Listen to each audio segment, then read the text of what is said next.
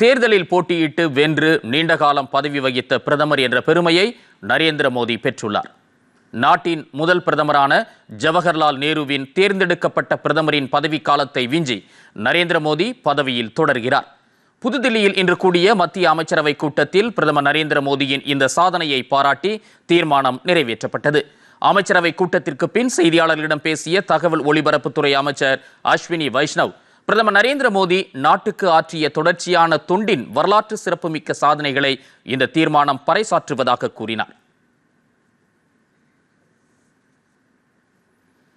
आपने देखा जब प्रधानमंत्री जी ने 2014 में देश की जिम्मेदारी जब संभाली, उन्होंने हमेशा अपने आप को प्रधान सेवक के रूप में माना.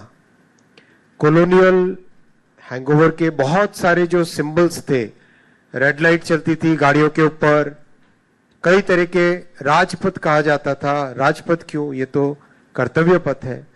कई तरह की जो कॉलोनियल माइंडसेट की चीजों को उन्होंने बदला और एक बहुत साहस के साथ बहुत एक नए तरीके से देश को आगे लेके गए और संविधान को पवित्र ग्रंथ बताया. हमेशा संविधान के दायरे में, संविधान के साथ ही सब कुछ माननीय प्रधानमंत्री जी ने देश को आगे बढ़ाने का काम किया.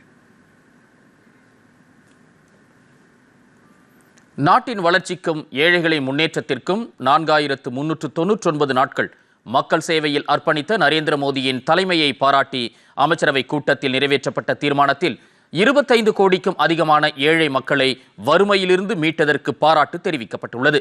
நாட்டிற்கு சேவையாற்றுவதில் பிரதமர் காட்டிய இணையற்ற அர்ப்பணிப்பு மற்றும் அயராத உழைப்புக்கு நன்றி தெரிவித்துள்ள தீர்மானம் அனைவரையும் உள்ளடக்கிய வளர்ச்சி, சமூக நீதியை நிலைநாட்ட மேற்கொள்ளப்பட்ட முயற்சிகள் ஆகியவற்றை பாராட்டியுள்ளது. வளர்ச்சியடைந்த இந்தியாவை உருவாக்குவதற்கான பிரதமரின் தொலைநோக்கு பார்வை கொண்ட உறுதிப்பாடு மற்றும் தலைமைத்துவத்திற்கு அமைச்சரவை முழுமையான ஆதரவை வழங்குவதாக அந்த தீர்மானத்தில் குறிப்பிடப்பட்டுள்ளது. நாட்டின் பாதுகாப்பை வலுப்படுத்துவதிலும் இந்தியாவின் நலன்களை பாதுகாப்பதிலும் நரேந்திர மோடியின் தலைமையை பாராட்டுவதாக தீர்மானம் மேலும் தெரிவிக்கிறது.